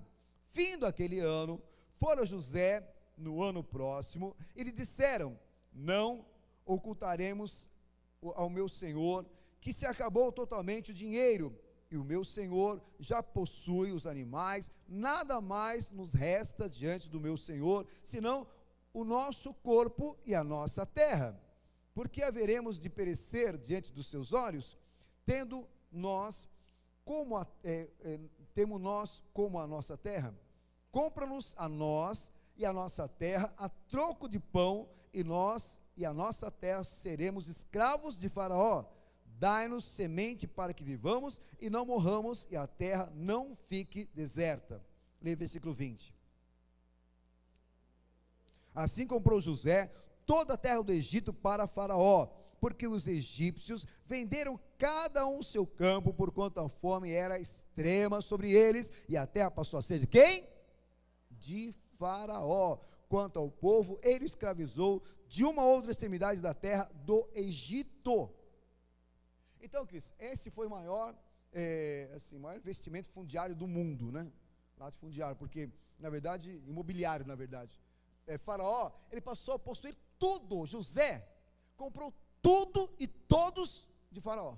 Então, o Egito inteiro pertencia a Faraó. Está claro isso, Cris? O Egito inteiro pertencia a Faraó. Então, de quem eram as terras? De quem era o gado? De quem eram as casas? De quem era o povo? Tudo era propriedade exclusiva de Faraó. E o que o Faraó fazia? Alimentava eles. Então, a comida era de quem? De Faraó. Então, tudo era de Faraó. Eles eram escravos de Faraó, então, portanto, tudo era de Faraó. Por que eu estou repetindo tudo isso? Porque aqui, há um versículo posterior. Aqui, achei a palavra que eu queria. 2 Reis 4:1, né? Veio a ser. Então, aqui é um outro exemplo de quando a pessoa não tem nada, veio credor para levar os meus 2 filhos para serem escravos. Então aqui mostra exatamente isso. Quando a pessoa está em débito, ela passa a ser escrava. Ok? Agora guarde essa palavra, queridos. Gênesis 47, versículo 23.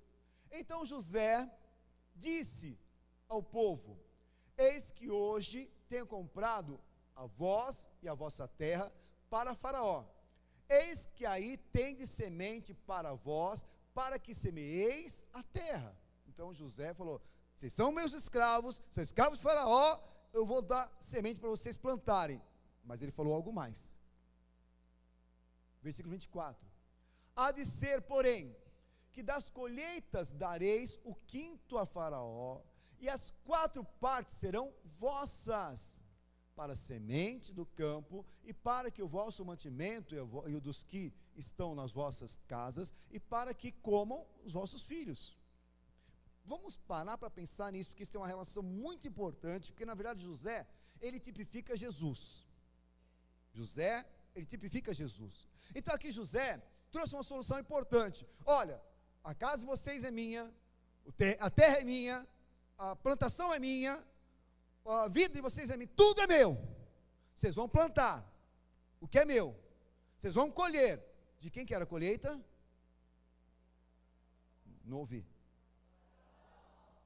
Não ouvi. Fala, era direito dele a colheita? Era ou não? Fala bem alto. Fala, era. Porque Faraó tinha direito a tudo.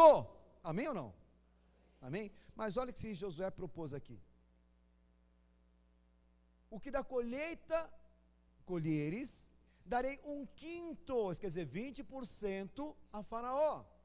E o que sobrares, quer dizer, os outros 3/5, né, serão vossas. Então, José deu uma estratégia. Eu estou usando de misericórdia, e vocês vão ficar para uso próprio aquilo que pertence a Faraó. Então, 80% é para vocês voltarem a semear, se alimentarem e alimentar a geração de vocês. Está claro? Mas isso é para que vocês se lembram. Então por que vocês têm que dar 20%? Para que vocês se lembram que o que vocês têm está sendo concedido por Faraó. Então vocês estão se alimentando, vocês estão vivendo uma boa casa, estão vivendo uma boa condição de vida, porque Faraó permite. Porque o dinheiro de quem que é? A colheita de quem que é? Amém? Está claro isso? Alguém tem alguma dúvida em relação a isso? Está claro que é do Faraó? E Faraó estava fazendo uma concessão para eles. Está claro ou não? Isso aqui é uma concessão. Amém? Tá bom então, queridos. Então vamos falar agora de dízimo e oferta. Amém? Comparativo com o dízimo. Marcos 16, 17. Jesus, antes de falar dessa passagem aqui, vamos comparar com o dízimo. Aqui tem que explicar. Quando Jesus comprou cada um de nós, guarde bem isso que eu vou falar agora. Quando Jesus comprou cada um de nós, Ele passa a ter direito a tudo que nós temos? Por que vocês diminuem a voz? Fala, sim. Ele tem direito ao teu trabalho? Tem direito à tua vida? Tem direito à tua renda? Tem direito aos teus bens? Tudo é dele. Portanto, o teu trabalho não é para você. Você não está trabalhando para você. Se você não pertence a você mesmo, você não trabalha para você, você não vive para você, você trabalha para Deus. Tudo o que você tem pertence a Deus. E o nosso Deus que é Pai, fala, olha, do que você vai dar, do que você colher, do que você trabalhar, é tudo meu, mas apenas 10% do que é meu, me devolva, e os 90% do que é meu, eu te deixo viver. Acho que você não entendeu. Não é que você dá 10% para Deus, Ele deixa de viver com 90%, é Ele que te dá 90%.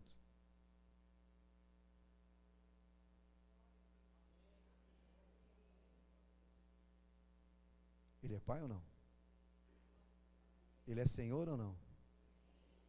Porque se fosse o diabo, ele te roubaria 100%. Ele destruiria você em 100%. Deus que tem direito a 100%, te deixa viver com 90%. Que é dele, não é teu. E por que tanta dificuldade as pessoas darem oferta? Darem dízimo porque se apropriam do que não é seu. Se apropriam. Não, eu vou dar que é meu, eu trabalhei, não, eu se esforcei-me. Sabe? Eu comprei esse carro, é meu. Nada é teu. Nada é teu. Tudo é de Deus. E Ele te permite viver para que você possa entregar ou devolver com liberdade. Entregar, porque o dízimo, e por que 10%? Depois, eu não vou entrar no estudo 10%, mas tem uma razão espiritual para isso, mas não vamos entrar nesse momento agora. Mas isso é uma lembrança. Quando você faz um favor para alguém, e você não lembra a pessoa, aquilo vira agora uma obrigação. Alguém já ajudou o cunhado aqui? Alguém já abriu a porta para um parente? Tua geladeira era dele agora, teu espaço era dele, você perdeu direito a tudo, né? É ou não é? Você deu espaço, a pessoa tomou espaço, e você perdeu espaço. Então, o dízimo, ele é um lembrete. O dízimo é um lembrete de que tudo é de Deus, e você tem direito a 90% que Ele concede a você. Amém? Então não é, eu vou dar 10%. Eu não sou dizimista. Fale comigo. Fala, a partir de hoje, eu tenho a consciência que eu não sou dizimista. Eu sou tudista.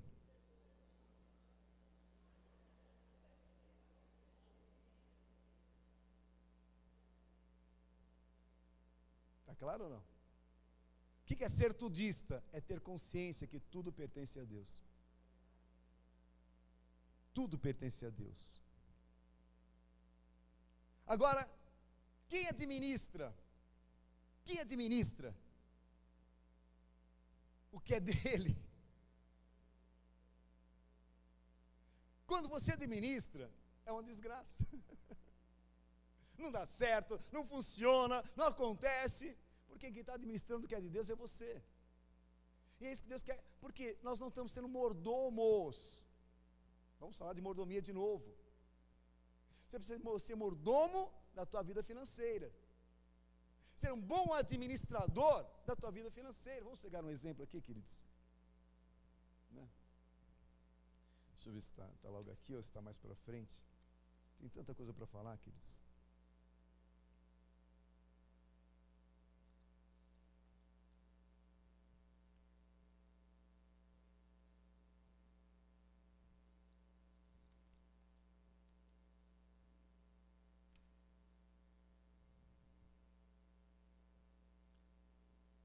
Quer ver? Abra comigo para o Senhor. Em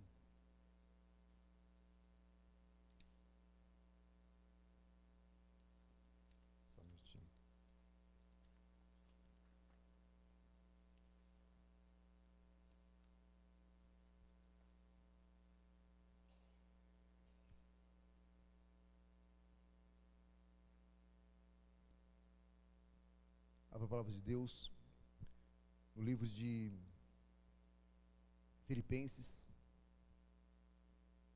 não, perdão, 1 Coríntios, capítulo 9, versículo 6. Vamos ler essa passagem. 1 Coríntios 9, 6. O que o Senhor nos mostra aí?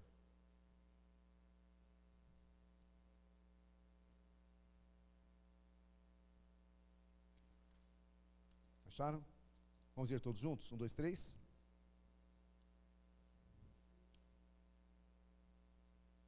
E aquele que muito semeia,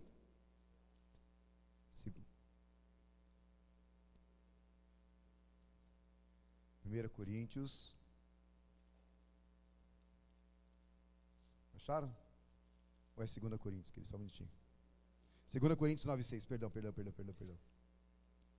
E isto afirmo: aquele que semeia pouco, pouco também ceifará. E o que semeia com fartura, com abundância ceifará. Então o que o Senhor quer falar, vamos corrigir. Isso quer dizer que se eu der muito, eu vou colher muito. Se eu der pouco, eu vou colher pouco. E a pessoa sempre acha que é dela. Ela está dando muito para Deus. Ela está fazendo muito, que eu trabalhei, sou rico, e agora vou dar tudo que eu tenho para o Senhor. Fiz uma grande oferta, 100% do meu salário. Não.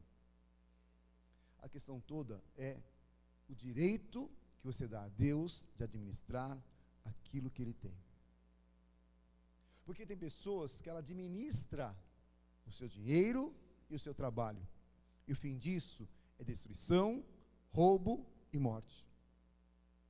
Quando você dá direito a Deus e anda pela fé e aprende a falar: Senhor, se pertence a Ti, eu quero Te honrar. Eu quero dar o meu melhor, eu quero entregar a Ti, confiando que o Senhor é quem vai administrar a minha vida. Porque é esse o direito que o Senhor deseja. Que você não use o que é dele, que você não se alimente, não viva limitado por aquilo que ele te dá. Mas você possa ser um multiplicador daquilo que ele te concede. Vamos comigo agora em Mateus 25.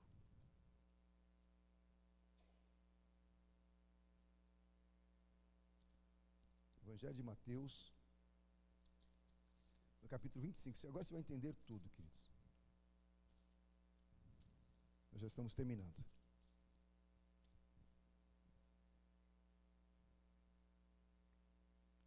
A partir do versículo 14. Preste atenção nessa palavra, para nós terminarmos. Pois será como um homem que, ausentando-se do país, chamou os seus servos e lhes confiou o quê? De quem que eram os bens? De quem que eram os bens? Daquele senhor. Fala, os bens eram do Senhor.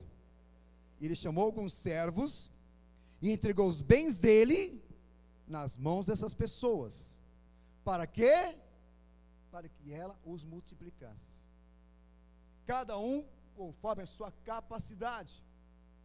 A um entregou 5 talentos, a outro 2 e a outro 1. O que recebeu 5 talentos, o que ele fez? Queridos, vocês não estão entendendo, vamos lá. O que recebeu 5 talentos saiu o quê? Correndo para... Entenda, Deus coloca nas tuas mãos, esses 90% que ele deixa na tua mão, são talentos. O que você tem na mão, que você recebe como salário, o que você recebe como provisão diária, são talentos para você multiplicar e entregar para o seu Senhor. Porque para o Senhor diz o quê? Buscar o reino de Deus, sua justiça. A coisa que Deus quer acrescentar, a coisa que Deus quer te dar. Mas as pessoas pegam os 90% dos talentos e enterram, e gastam, e se alimentam, e vivem para si. Vivem para si. Enterram o seu talento. Quando o Senhor fala, cadê o que é meu? Vai, está aqui o talento que você me deu, os 10% estou te dando, está aqui um pouquinho, né? Ainda, eu acho que é absurdo isso. O que o Senhor fala? Servo mau e negligente. Mas aquele que multiplicou, qual é a palavra do Pai? Servo bom e fiel. Foste fiel no pouco, sobre o muito eu vou te colocar. Então o pertencimento te faz entrar no muito que Deus tem para você, quando você enxerga que o que Ele te dá é para você multiplicar para Ele. Mas isso, como é que eu vou viver? Quem vai te manter é o Senhor. Por quê? Vamos entender um pouquinho mais de pertencimento, queridos. Olha que interessante. Vamos entender algumas coisas de batalha espiritual agora.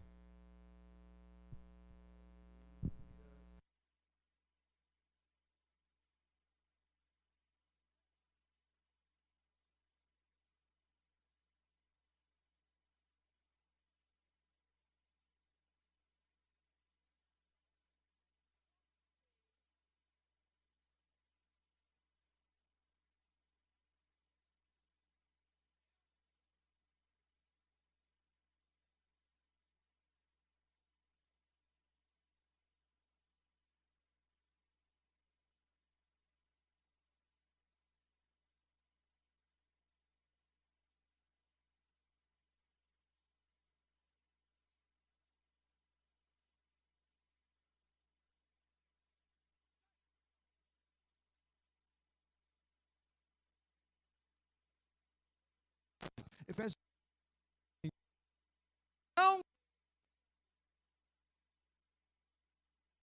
não deis lugar ao diabo. Então, depende de mim.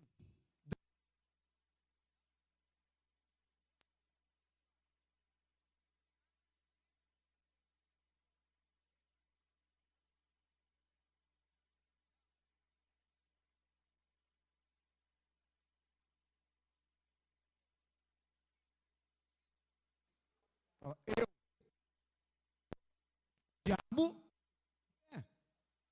Então, Deus está falando com você que tem que ser o diabo, é você que tem que aprender a não dar lugar para o diabo. E aqui, em 1 Pedro 5,8,9, fala para resistirmos firmes na fé. Quem tem que resistir firme na fé, fala, sou eu.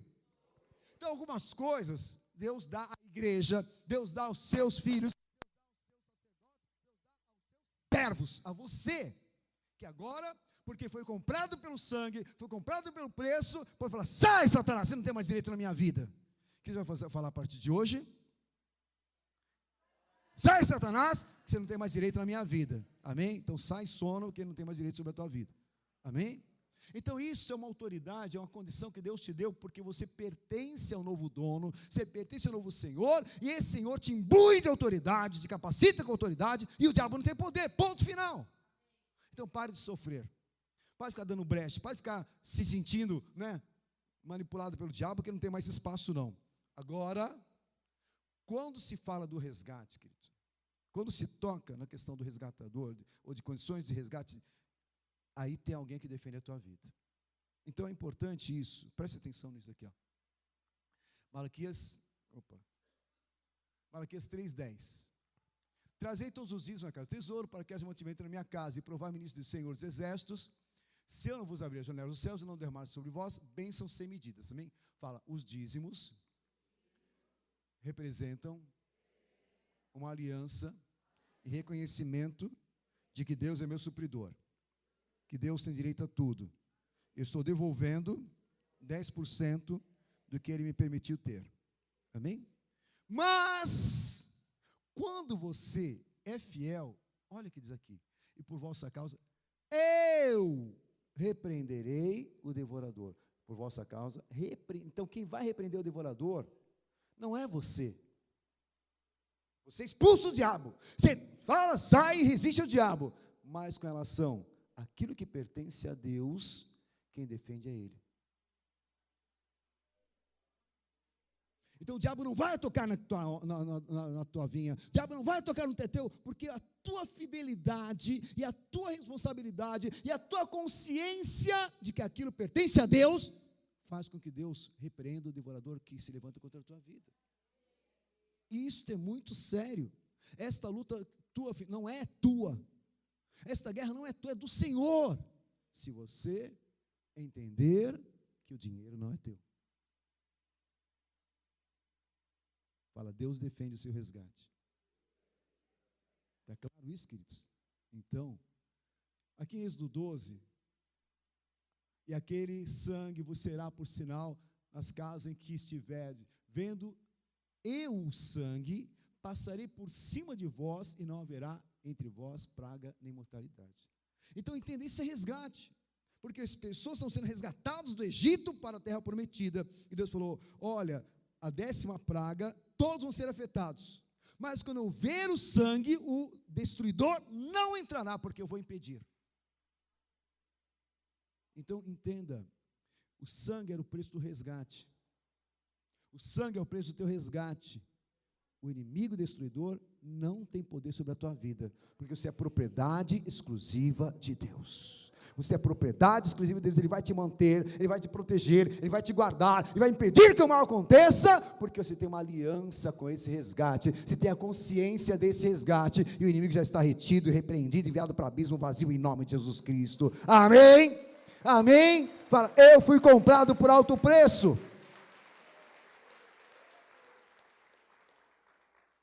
E para que você possa entender a grande vitória, não somente o Senhor nos guarda, como nos faz participantes da família de Cristo. Então, o que isso significa? Lá em Romanos 8, 16, 17, e o mesmo Espírito testifica que somos filhos de Deus. Somos filhos, somos também herdeiros e co-herdeiros de Deus e co-herdeiros com Cristo. Então, o que o Senhor quer falar é que ser herdeiro com Cristo representa receber as bênçãos espirituais de Cristo. Não se limite às bênçãos naturais. Deus tem livramentos, Deus tem milagres, Deus tem superação. Quando você entende que aquilo que está nas tuas mãos pertence a Cristo, você trabalha para Ele, multiplica para Ele, faz o melhor para Ele, a partir desse momento você vai prover aquilo que Deus em Cristo tem direito, Ele vai te dar para você. Condições de vida sobrenatural, uma condição sobrenatural de conquista e realização como jamais você viveu nesta terra. Então não limite a Deus na tua vida natural, não limite a Deus na tua vida a partir de hoje. Você sabe que você vai trabalhar para Deus, você vai fazer a pessoa, vai trazer dízimos e ofertas multiplicados, porque você sabe que aquilo não é teu. E quando você tem essa consciência, trabalha nessa consciência, se prepare como herdeiro das bênçãos de Cristo, o Senhor vai trazer coisas sem medidas. Abra comigo em Efésios, capítulo 1, versículo 3. Efésios 1, 3. Já estamos terminando, queridos.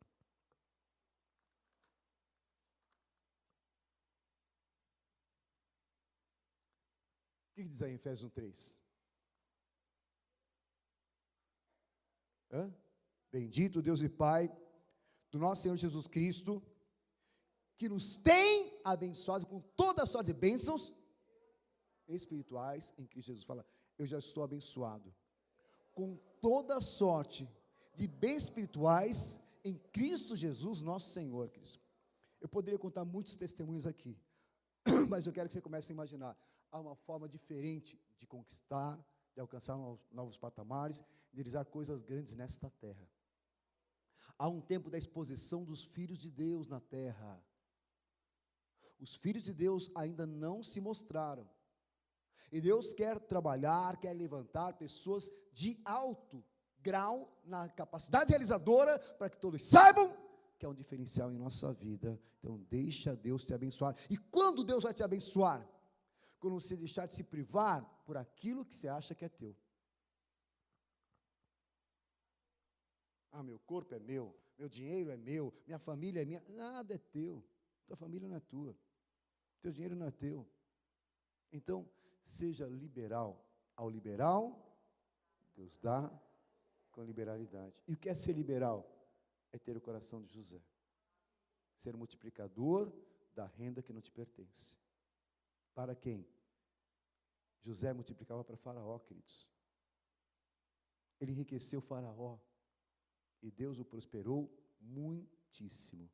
Vamos ficar em pé agora, queridos. Vamos ficar em pé.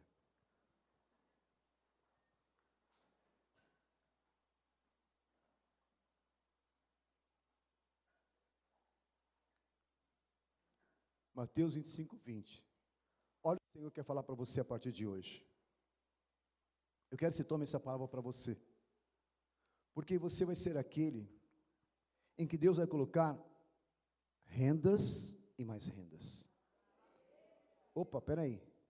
Calma, esse amém está estranho. Que não é teu. Deus vai prosperar o teu trabalho. Deus vai te prosperar na tua vida financeira. Deus vai encher a tua conta.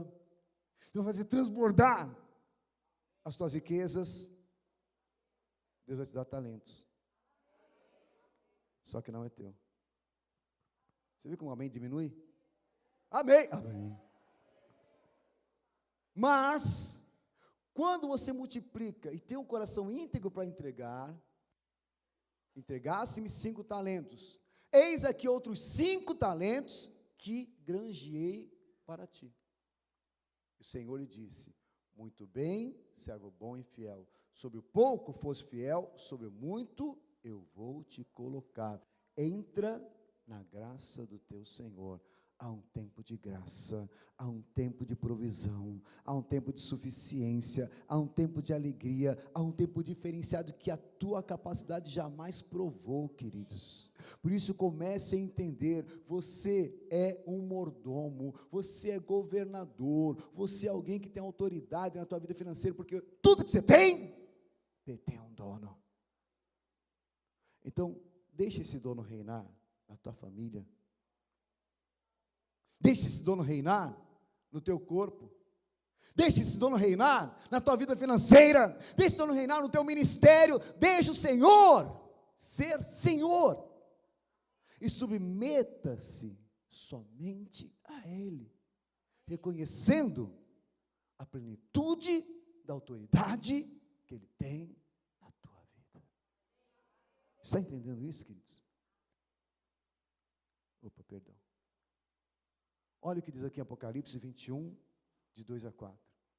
E eu, João, vi a santa cidade, a Nova Jerusalém, que de Deus descia do céu, adereçada como esposa ataviada para o seu marido.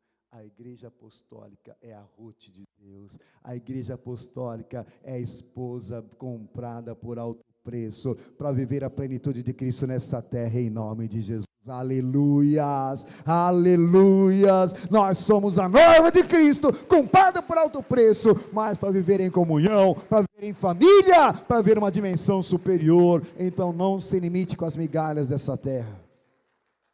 Não se limite com o pequeno que você vive, porque o que Deus tem para você, limpará os teus olhos todas as lágrimas, e não haverá mais morte, nem pranto, nem clamor, nem dor, porque já as primeiras coisas se passaram, e é isso que Deus quer realizar na tua vida, um tempo de abundância, um tempo de superação, um tempo de alcançar patamares maiores na tua vida. Deus, que é dono de tudo, tem o grande preparado para você. No muito, Ele vai te colocar, em nome de Jesus Cristo. Aleluias. Ore calabás. E para concluir, Filipenses 4,19. E o meu Deus, segundo a riqueza dele,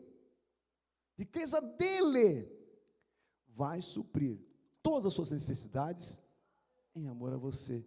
Não vai te faltar nada, nem pequeno nem grande. Você não vai ter necessidade de nada, porque a tua alegria é trabalhar para Deus, tua alegria é multiplicar para Deus, tua alegria é fazer melhor para Deus, porque tudo é dele. E nós somos mordomos de Cristo. Aleluia! Ele te confia tesouros, Ele te confia bens, Ele te confia coisas grandes, porque sabe do teu coração. Amém?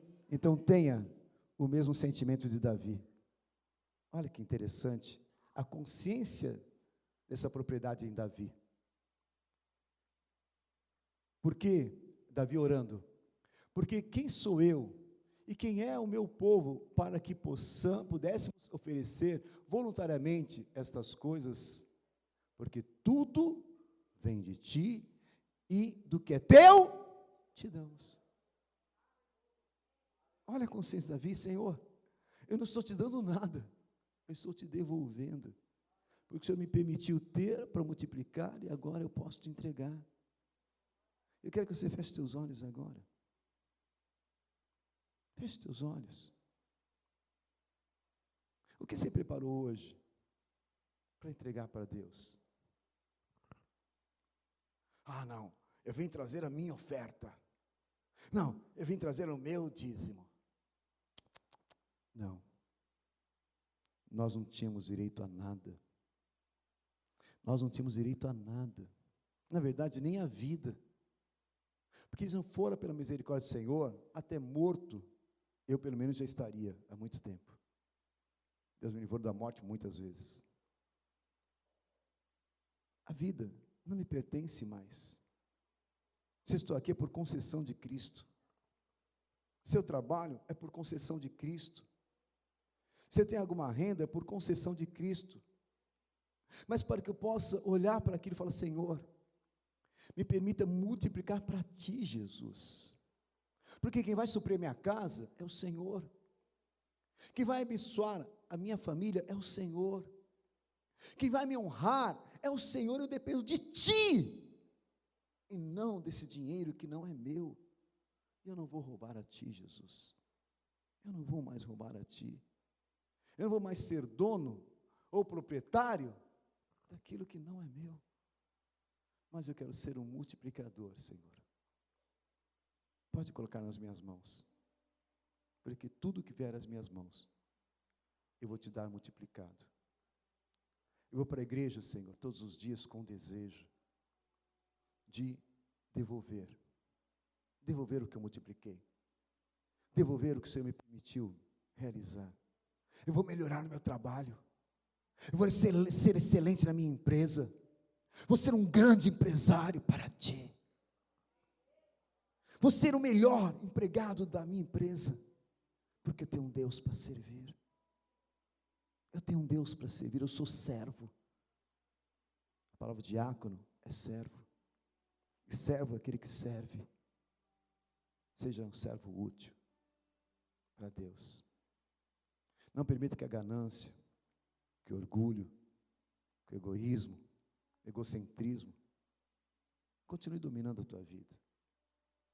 Você sempre traga migalhas para Deus, achando que está fazendo alguma coisa ao dar a sua oferta. Porque a tua prosperidade não vem por aquilo que você dá. A tua prosperidade vem por aquilo que você compreende. Eu não posso ficar com isso. Eu não posso reter isso. Eu preciso reconhecer. E cada dízimo, cada oferta, cada voto, cada entrega representa reconhecimento. Não me pertence, Senhor. E com alegria eu trago a Ti, porque eu dependo do Senhor. E eu quero que nesse momento você coloque a tua mão no coração.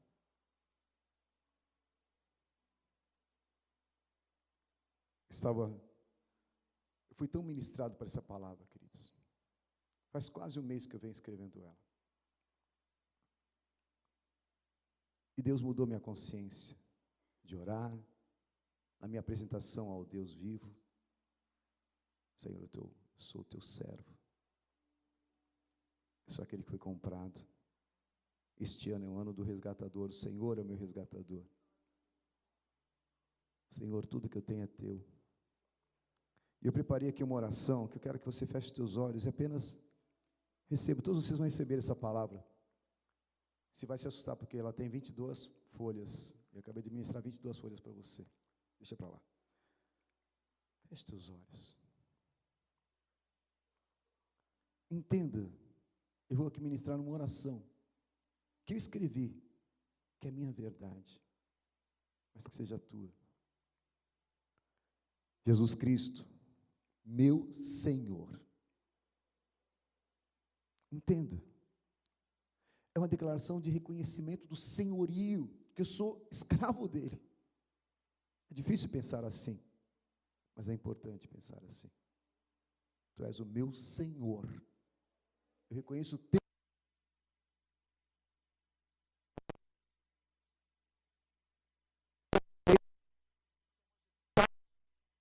Não sou de mim mesmo, mas fui comprado por alto preço, pelo sangue precioso que o Senhor derramou naquela cruz, por amor de mim, me permitindo ser propriedade exclusiva do Senhor. Me prostro diante de Ti, em total humildade e submissão, declarando minha obediência aos Seus propósitos, para que não seja feita a minha, mas somente a Tua santa vontade, pois a minha alegria é Te servir, e meu desejo é ser um servo útil e fiel a Ti somente, meu Senhor. Dou-Te plena liberdade, reconheço a Tua autoridade sobre mim, e Te peço, Espírito Santo de Deus, eis-me aqui, usa-me a mim, pois já não sou chamado servo, mas sim filho, e Tu és o meu paizinho querido, a quem tanto amo, e lhe devo toda a minha vida. Debaixo da verdade da redenção, declaro que Tu és o meu resgatador, e que toda cédula de dívida que Satanás tinha contra mim, já foi rasgada e anulada naquela cruz, e toda maldição contra mim, foi lançada no madeiro, e eu fui comprado, portanto, e tudo que eu tenho Te pertence, e que não sou de mim mesmo, mas o meu corpo, a minha família, os meus bens, e as minhas finanças pertencem somente a Ti. A partir de hoje, meu Senhor, reconheço o privilégio que o Senhor me dá em me permitir ficar com 90% do que Te pertence, e com alegria no Espírito quero ser encontrado como servo fiel, que multiplica os talentos que o Senhor me confiou, para que eu devolva muito além do que eu recebi do Senhor. Ao entregar o meu dízimo, oferta e votos, estarei sempre declarando com isso o meu reconhecimento de que o Senhor é o meu único dono, e que o Senhor me comprou e que nada é meu, e que eu pertenço a Ti, e a devolução a Ti desses valores é a declaração que eu sou consciente de quem é esses valores, e quem é o Deus da minha história. O Senhor decidiu não me tratar como escravo, e me fez sua família, me trata como filho, herdeiro e co-herdeiro de Cristo, e o Senhor me permite administrar os seus bens, e eu Te louvo por ser achado digno de tão grande honra, mesmo não sendo merecedor, mas a Tua graça me alcançou. Quero Te render graças por pertencer a Ti, quero louvar, pois eu sou Teu, quero Te exaltar, porque agora eu encontrei o real sentido da minha vida, pois exemplo de Ruth, sou a Tua noiva, e viverei contigo para toda a eternidade. Por tudo isso, jamais deixarei de declarar, a Ti somente, meu Senhor e meu Redentor, a Ti somente sejam dados honra, a glória, o domínio, o poder, a majestade e o louvor, para todos sempre, ó Deus da minha vitória, e eu Te louvarei por toda a minha vida, em nome de Jesus Cristo, amém, amém. Meu Deus, meu Deus, meu Deus, a quem você pertence?